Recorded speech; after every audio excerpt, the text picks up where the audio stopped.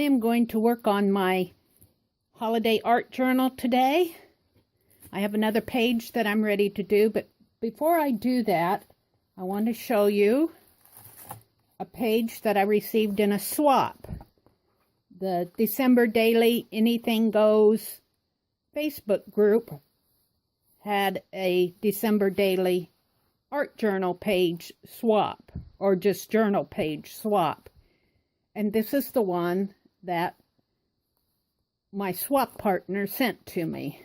I'm really happy with it. I think it will go really nice in this book that I'm doing. She did a really nice job on it. In her card, she says this is the first swap that she's participated in. And one of the things that we tell the people that we're trading journal pages with is the colors that we like. And I said gold and muted Christmas colors. And she certainly, this is a silvery color. She certainly did that. She's got gold here, and there's a doily. And then there's a tag here that says, "'Tis the season to be jolly." And look, I really like the color and the texture of this side of the page. And then she has a journal spot there. I think in the journal spot, I'm going to put the card just to document it. I think that really makes a nice page for my holiday art journal. Now I am going to work on a page today. So far, I've done 2 pages. The first page is going to, of course, be a title page. So I'm going to leave that page blank. I did this Halloween page and another Halloween page on the back. The page that I'm going to work on today, I've already started on it. I've been making these Christmas decorations. And the ones that I make, I fill with fiber fill. But this one, I went ahead and completed it with no fiber fill so that it will go into my holiday art journal.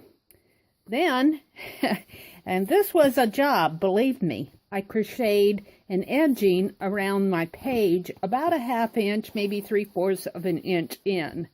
And how I did that was I just took my needle, of course threaded it, and went in and out, in and out, and in and out, and then came back and did the reverse empty spaces so that I have a solid line both ways. These lines do not have to be even and straight. If you're a perfectionist, you can get them even and straight, but I just eyeballed it. This is fun.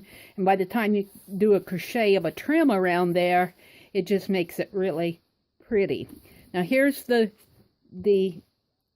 decoration that I'm going to put on this page. So I'm going to go into fast forward now and work on this art journal page, and when I'm finished with it, I'll come back and show it to you and talk a little about it.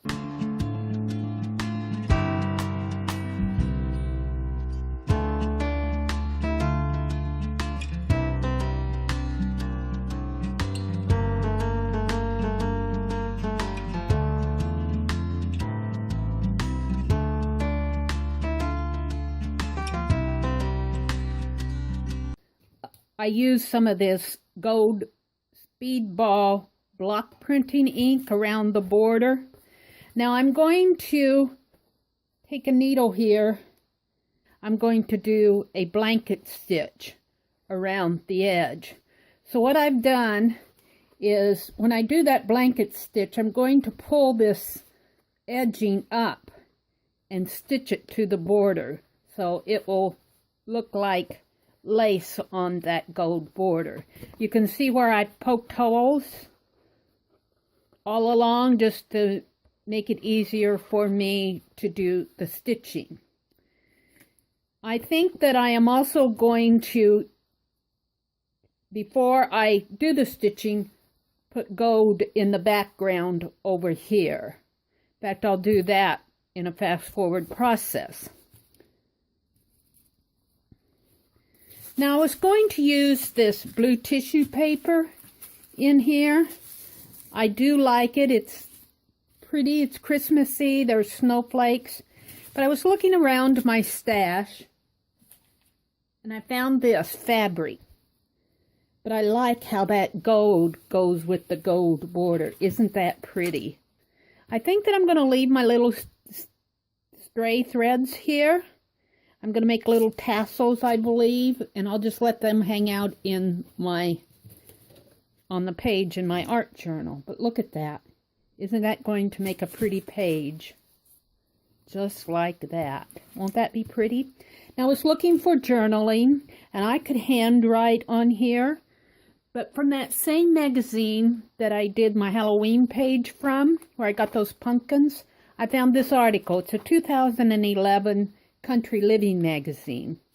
I love this journaling, stitching together a tradition. So I think that I'm going to rip this out and put it right in here. It really fits with the theme of my page because making decorations, holiday decorations, is a tradition for me. I like to do something every year.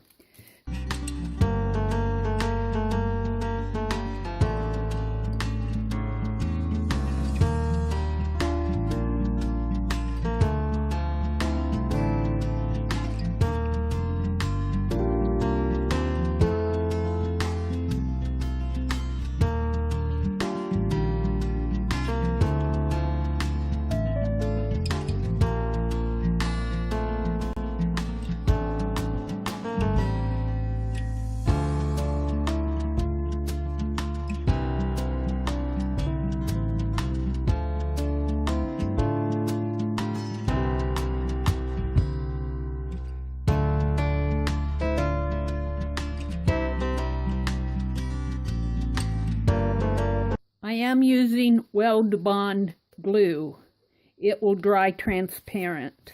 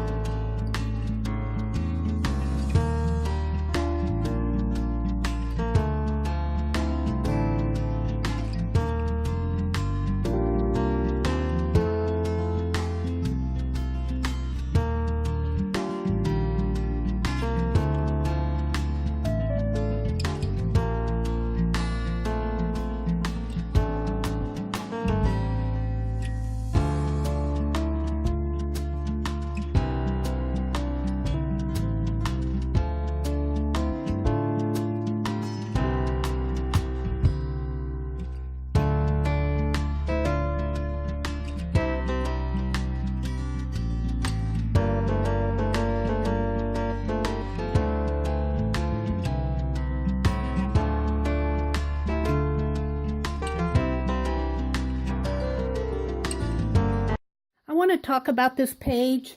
The paint is still wet and it's going to need to dry overnight.